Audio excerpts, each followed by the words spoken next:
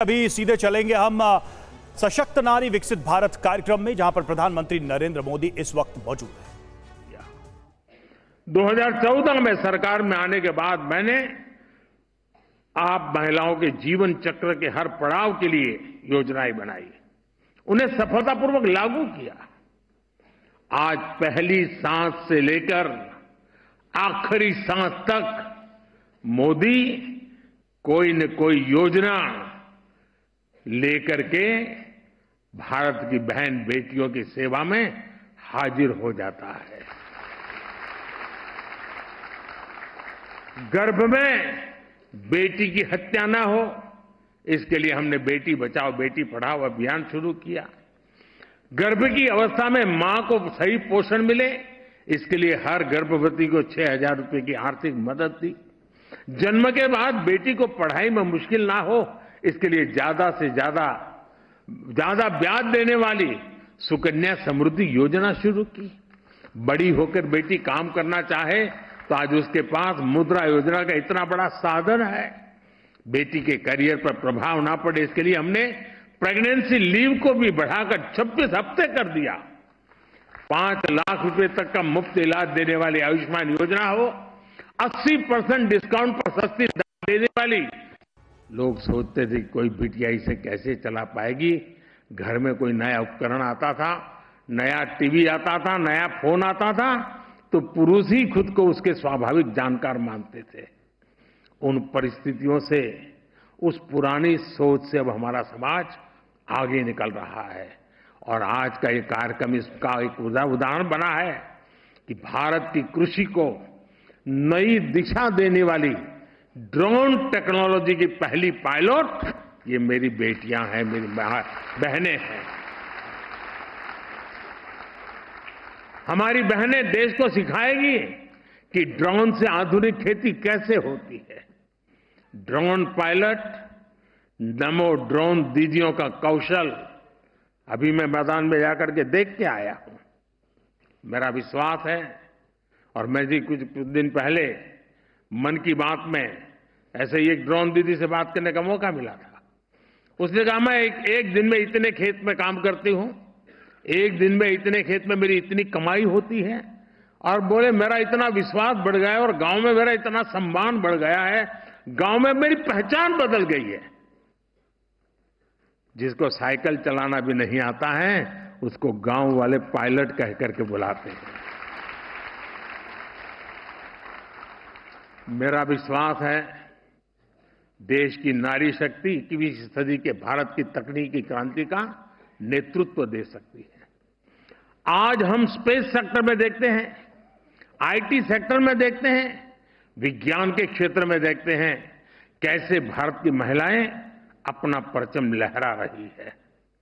और भारत तो महिला कमर्शियल पायलट के मामले में दुनिया का नंबर 1 देश है।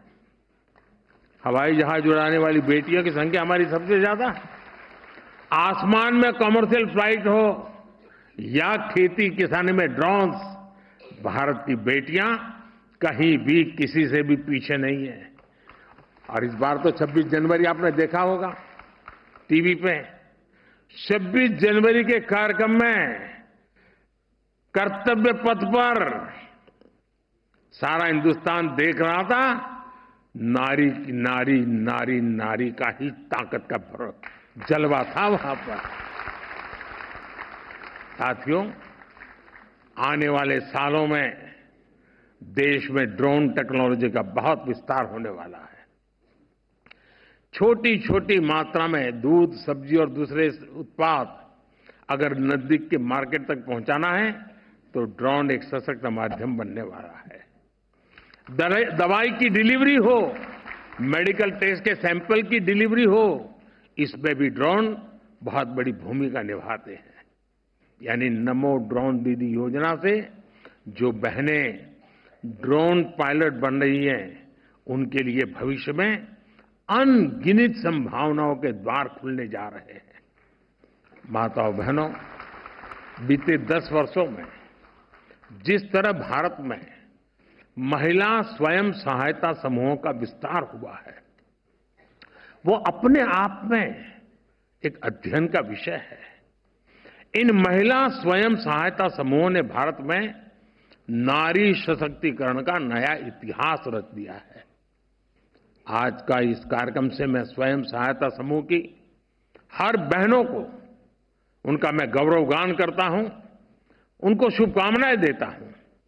उनकी मेहनत ने महिला स्वयं सहायता समूहों को राष्ट्र निर्माण का प्रमुख समूह बना दिया है।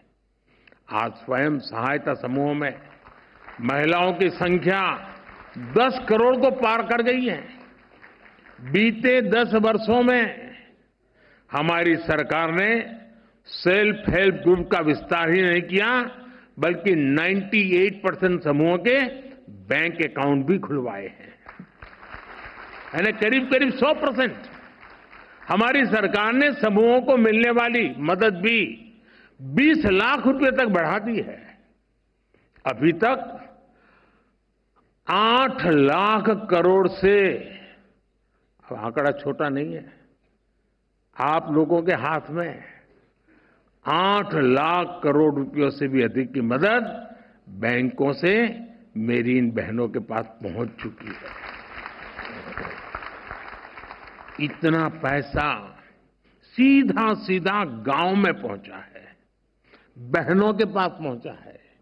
और बहनों का स्वभाव होता है, सबसे बड़ा गुण होता है बचत। वो बर्बाद नहीं करती, वो बचत करती है। और जो बचत की ताकत होती है ना, वो उज्जवल भविष्य की निशानी भी होती है।